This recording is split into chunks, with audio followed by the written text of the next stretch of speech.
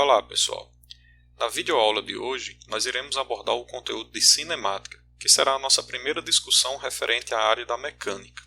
Mais especificamente na aula de hoje, nós iremos discutir sobre o movimento retilíneo uniforme, o qual eu dividi em algumas partes. A primeira delas, que nós iremos ver logo em seguida, diz respeito à definição do movimento retilíneo uniforme, tanto do ponto de vista conceitual, como também do ponto de vista matemático. Então, se liga no vídeo.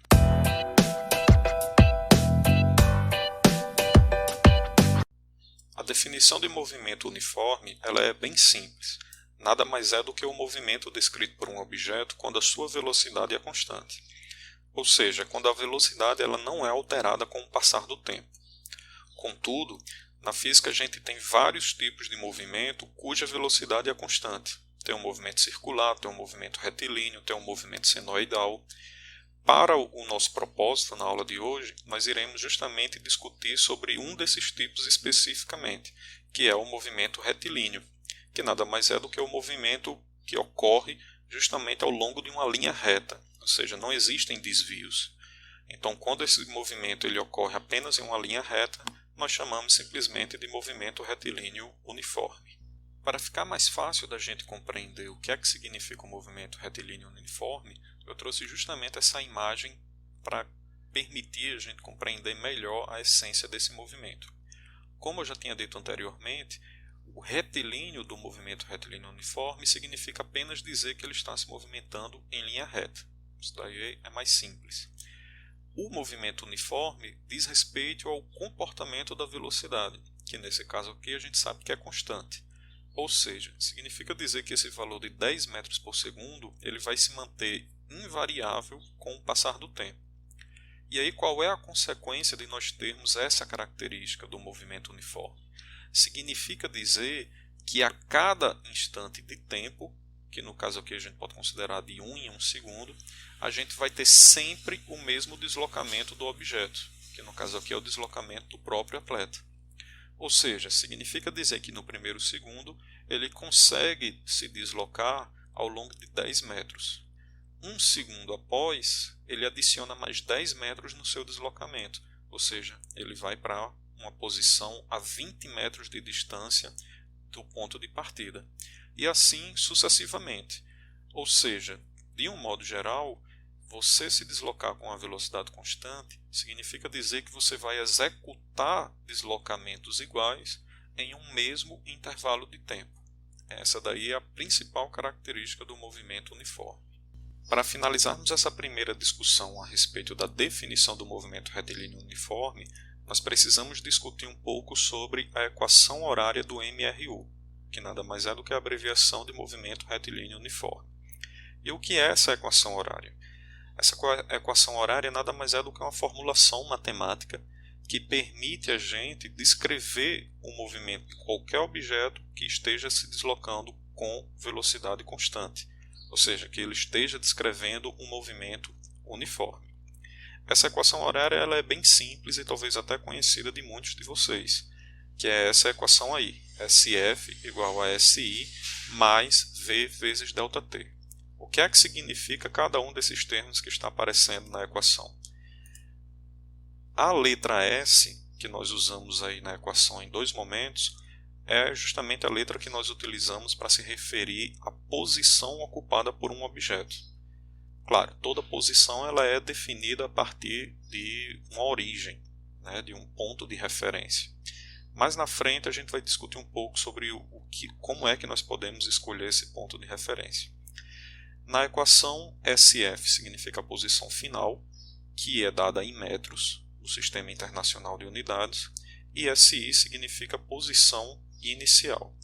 As outras grandezas representadas na equação são a velocidade do objeto, medida em metros por segundo e representado pela letra V, e o intervalo de tempo, que é medido em segundos e representado pela sigla ΔT.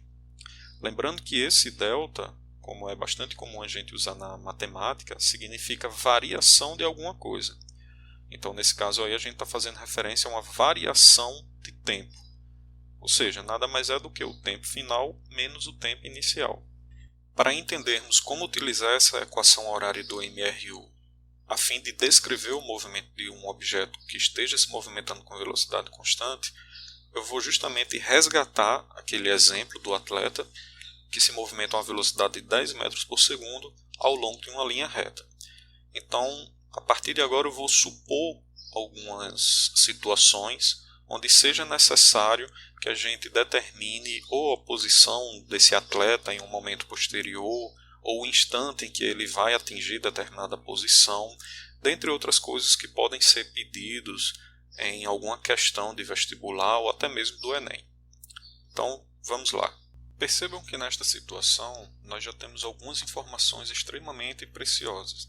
Nós temos justamente a informação a respeito da velocidade, que por se tratar de um movimento uniforme, a gente sabe que esse valor não será alterado ao longo do movimento, e nós temos também algumas informações a respeito das posições ocupadas por esse atleta à medida que ele vai se deslocando, né, e o tempo vai passando para ele.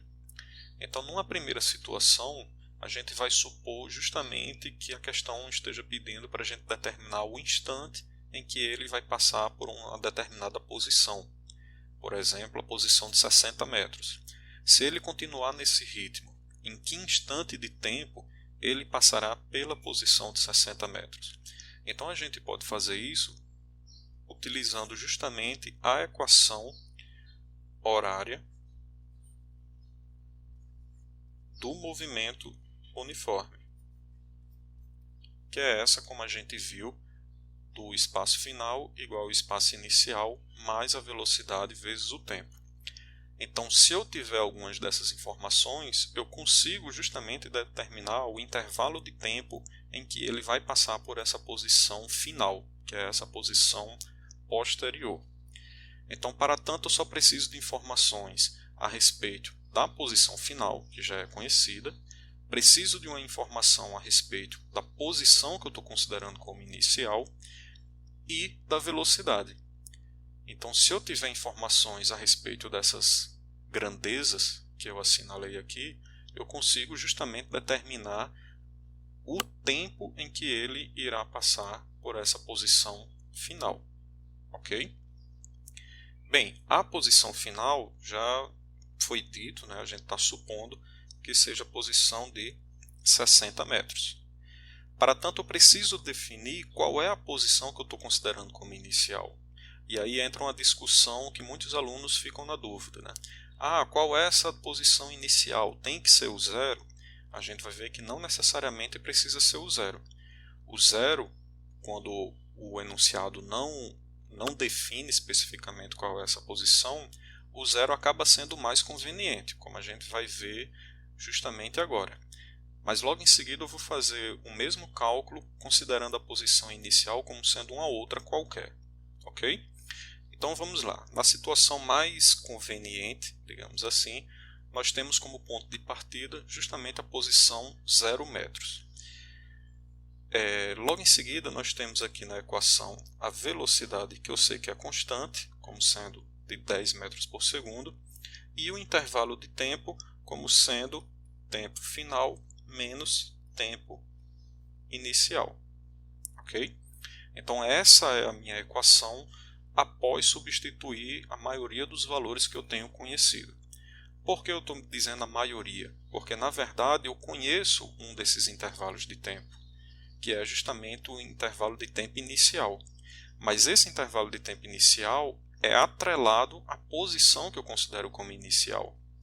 E aí, conforme a figurinha que nós tínhamos, a gente sabe que quando ele ocupa a posição de 0 metros, a gente tem justamente um instante de 0 segundos, que é o instante em que ele, digamos assim, acionou o cronômetro. Então, quando eu substituir agora essa outra informação que eu também conheço, eu vou ter justamente o tempo final como sendo minha única incógnita nessa situação. Então, a equação vai ficar 60 igual, esse zero aí já não vai mais fazer diferença, igual a 10 vezes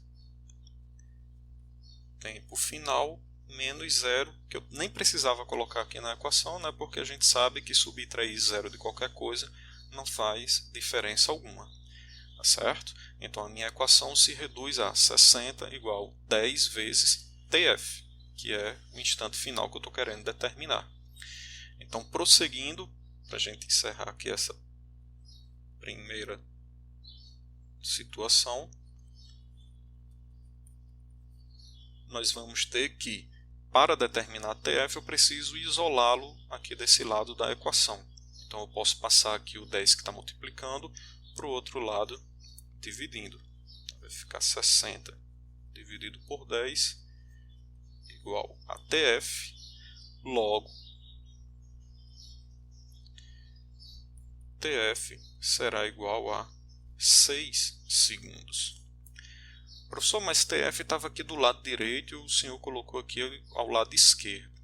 Quando nós temos apenas dois membros aqui na igualdade, tenho apenas um número aqui no lado esquerdo e um outro fator aqui no lado direito. Eu consigo fazer essa troca aqui sem precisar fazer jogo de sinais, etc. É basicamente trocar de lado um pelo outro. Tá certo? Não é tão simples a gente fazer isso quando nós temos mais termos envolvidos aí na minha equação. Mas é uma situação aqui para fechar o cálculo, a gente consegue fazer isso daqui sem prejuízo nenhum no nosso cálculo. Ok? Bem, então a gente chega aí ao valor de 6 segundos como sendo o instante em que esse atleta vai passar pela posição final de 60 metros. Tranquilo? Bem, mas como foi dito anteriormente, essa posição inicial como sendo a de 0 metro, nada mais é do que a situação mais conveniente quando o enunciado ele não chega a fixar qual a posição inicial que você deve utilizar. Então, quando nós temos essa liberdade de escolher a posição inicial, é mais conveniente a gente utilizar as posições mais simples que a gente tem a informação, que nesse caso aqui era justamente a posição de 0 metro. Justamente porque ao utilizar essa posição, eu simplifico o meu cálculo nesse momento, onde eu tenho essa adição, da mesma forma que eu simplifico essa subtração, justamente porque o instante de tempo nessa posição é um instante de tempo 0 segundo. Ou seja, também é uma operação aqui que eu vou realizar de forma bem mais simples. Mas se por alguma questão, se por algum motivo eu quisesse, ou não pudesse utilizar aqui o 0 metro, eu tivesse que escolher uma outra posição diferente. Por exemplo, se eu tiver que considerar justamente esse momento em que ele está passando pela posição de 40 metros, onde o intervalo de tempo é de 4 segundos em relação ao início do movimento. Será que eu conseguiria determinar esse instante final, que a gente já sabe que é de 6 segundos, quando ele está passando pela posição de 60 metros? A resposta é sim, a gente consegue chegar nesse mesmo valor utilizando inclusive a mesma equação. A gente só precisa ter o cuidado justamente dos dados que nós iremos utilizar nessa nova situação. Bem, a equação que nós iremos utilizar é a mesma, é a equação horária para o movimento uniforme.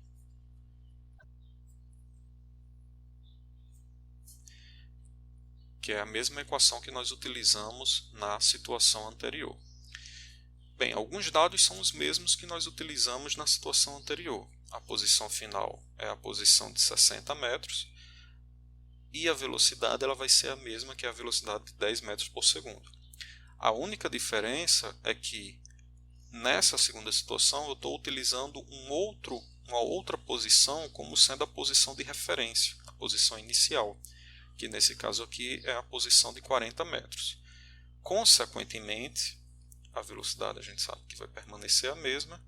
Consequentemente, se a posição inicial ela é diferente, o instante inicial que eu vou ter que considerar aqui também vai ter que ser diferente, porque ela está atrelada à posição que eu estou tomando como referência. Nesse caso aqui, do nosso exemplo, esse instante inicial passará a ser o instante de 4 segundos, conforme a gente viu lá no desenho da situação. Então, essa é a minha nova equação para determinar esse mesmo instante final com que ele vai estar passando pela posição de 60 metros. ok? Perceba que a minha única incógnita é justamente esse instante final e eu conheço todos os outros valores para desenvolver esse cálculo. Então a gente vai ter 60 menos 40, ok? Passei primeiro aqui esse 40 que está positivo para o outro lado negativo, igual a 10 vezes TF menos 4, ok? Então a gente vai ter 60 menos 40 igual a 20 e 10 vezes TF 10TF. No entanto, o 10 ele também tem que multiplicar o outro membro que está dentro aqui do parênteses. Então vai ser 10 vezes menos 4. 10 vezes menos 4 dá menos 40. Eu ainda não posso passar esse 10 que está multiplicando para o outro lado. Eu tenho que me livrar logo desse número aqui que está desacompanhado, digamos assim.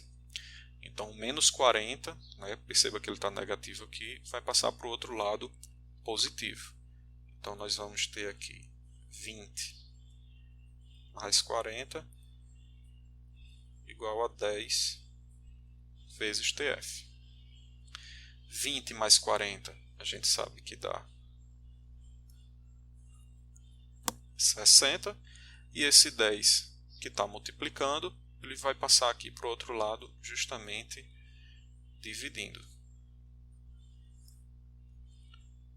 E isso daí vai me dar justamente o instante final. Logo, já deixando aqui mais uma vez o instante de tempo do lado esquerdo, a gente vai ter que esse instante de tempo é de 6 segundos. O mesmo instante de tempo que nós encontramos considerando aqui a posição inicial como sendo o de 0 metro. Então perceba que se eu escolher adequadamente a posição inicial e o instante inicial, eu consigo chegar na mesma conclusão. Uma outra coisa que ele pode solicitar na questão é justamente a posição final ocupada por um objeto quando ele atingir um determinado instante de tempo. Ou seja, basicamente o inverso que nós fizemos. Ao invés de ele dar a posição final e pedir o intervalo de tempo, ele poderia dar justamente o intervalo de tempo e pedir a posição ocupada nesse momento final. Então o que nós iremos fazer agora é justamente esse caminho inverso. Mas a lógica, o raciocínio é basicamente o mesmo do que nós acabamos de fazer. Nós temos aqui a equação horária para o movimento uniforme,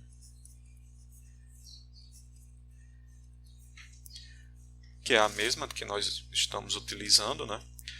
E ao invés dele dar a posição final, ele vai dar justamente o instante final. Vamos supor aí que ele está pedindo o instante final de 8 segundos. Né? Qual é a posição ocupada nesse instante de 8 segundos? É o que nós iremos determinar agora.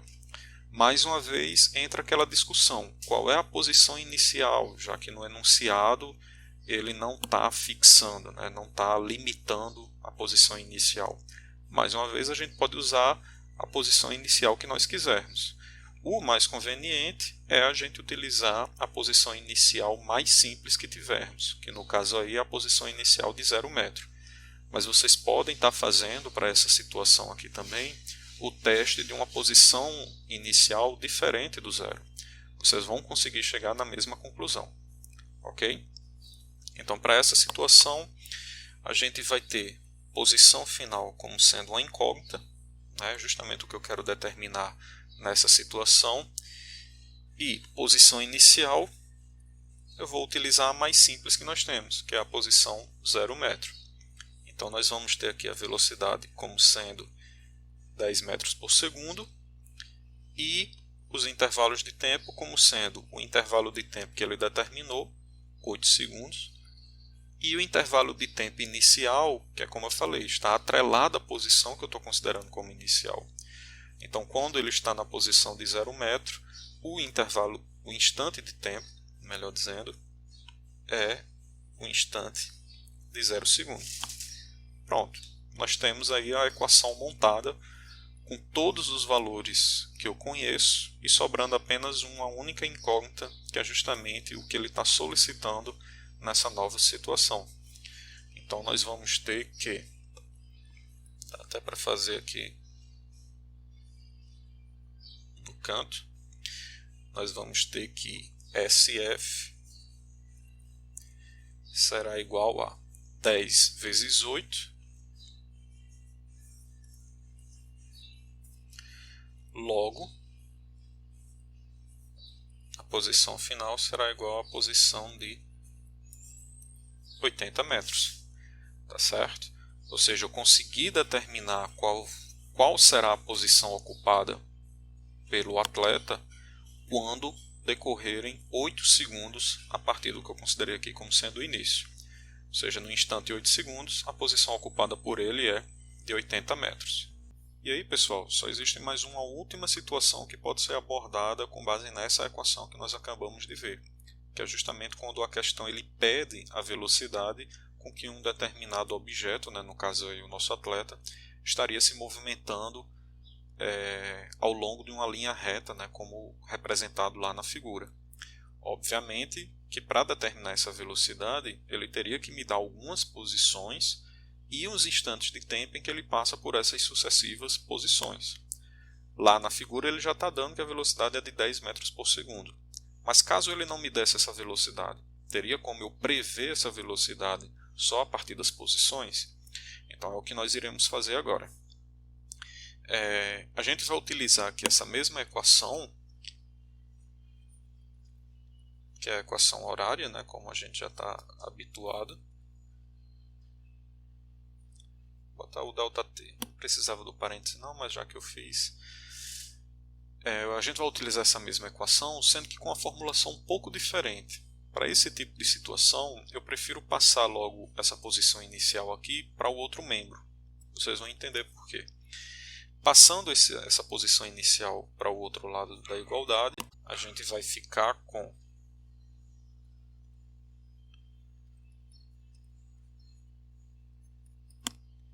S final menos S inicial igual a velocidade vezes variação do tempo, certo? Por que é que eu fiz dessa forma? Ora, se eu fizer a variação, né, a subtração de uma coisa no final e uma coisa no início, eu tenho justamente a variação dessa coisa, que no caso aqui é a variação da posição. Variação da posição é o que nós também chamamos de deslocamento. Pode ser representado justamente por delta S. Variação da posição é o que nós chamamos de deslocamento. Então, se eu conhecer um determinado deslocamento e conhecer o intervalo de tempo que foi necessário para efetuar esse deslocamento, eu consigo achar justamente a velocidade, que torna-se, né, a única incógnita nessa minha equação. Então é o que nós iremos fazer agora. Puxando para cá, nós vamos ter, eu preciso definir aqui um determinado deslocamento e, consequentemente, determinar o intervalo de tempo que foi necessário para esse deslocamento. Então, por exemplo, se eu já pegar esses dados aqui da situação anterior, em que nós determinamos a posição final, eu posso considerar esse deslocamento desde a posição inicial, que eu estou considerando aqui como sendo 0, até essa posição final aqui de 80 metros. Mais uma vez, precisa ser posição inicial igual a 0? Não, pode ser qualquer uma. Justamente porque, a depender da posição inicial, nós vamos ter deslocamentos diferentes, mas, consequentemente, vamos ter intervalos de tempos diferentes. Então, isso faz com que a velocidade seja sempre a mesma, que é a velocidade constante do movimento uniforme. Então, pegando aí um deslocamento, por exemplo, de 80 metros, eu vou justamente determinar essa velocidade a partir desse intervalo de tempo necessário, que nesse caso aqui o intervalo de tempo foi de 8 segundos. Aqui. Então essa velocidade será igual. O 8 que está multiplicando vai passar para o outro lado dividindo. Então eu vou ter aqui 80 dividido por 8 igual a V. Consequentemente, mais uma vez, passando aqui a velocidade para o lado esquerdo da igualdade, 80 dividido por 8 nos dá justamente a velocidade que nós vínhamos trabalhando até agora, como sendo de 10 metros por segundo. Essas são apenas algumas situações que podem ser abordadas em uma questão que venha a contemplar o conteúdo de movimento retilíneo uniforme.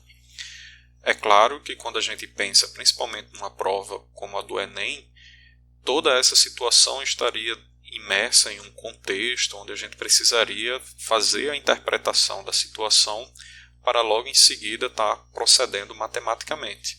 Mas do ponto de vista do cálculo, a gente não tem situações que fujam tanto do que nós acabamos de ver.